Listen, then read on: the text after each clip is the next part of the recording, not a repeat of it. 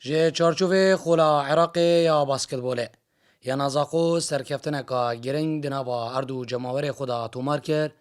لسریانه یا حلا به انجام 75 خالان برانبری 69 خالان.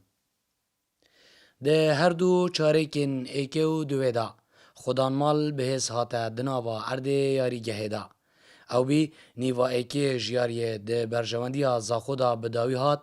به انجام 35 خالان برانبری 27 خالان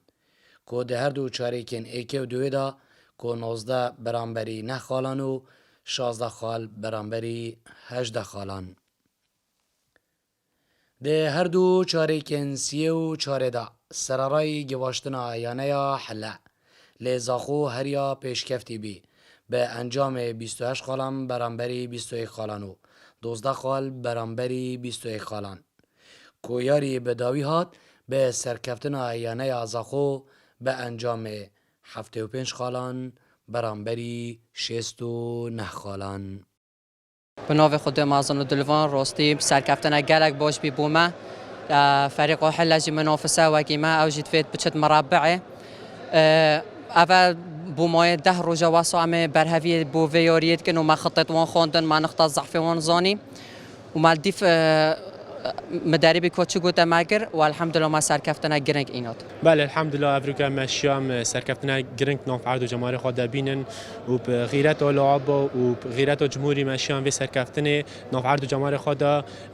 بینن. جه سرجم انجام دانا هفده یاریان کویا نازاخو ده خولا باسکتبولا عراق دا شیایه نه سرکفتن و 8 دوراندنان بدیدیو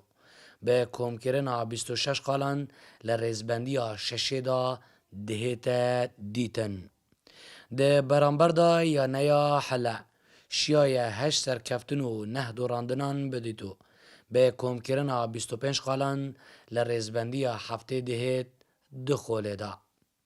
زیروانگولی با دینان از زاخو